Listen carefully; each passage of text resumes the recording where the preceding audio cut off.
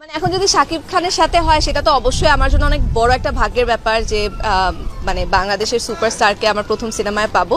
তবে এখনো সেরকম ছোট পর্দার জনপ্রিয় অভিনয় শিল্পী সাবিলা নূর 10 বছরের বেশি সময় ধরে ছোট পর্দায় অভিনয় করলেও বড় পর্দায় এখনো দেখা যায়নি তাকে।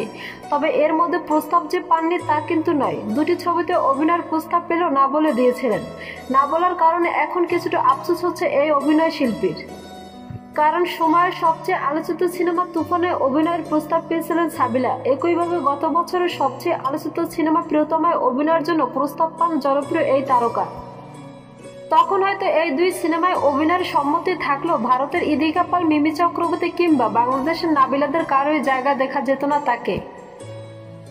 বিশ্বস্ত সূত্রের বরাত দিয়ে দেশের সংবাদ মাধ্যমে জানিয়েছে, শাকিব খানের বিপরীতে নায়িকা হওয়ার প্রস্তাব আবারও পেয়েছেন সাবিলা। কথাবার্তা কিছুটা এগিয়েছে, তবে চূড়ান্ত কিছু এখনো জানা যায়নি।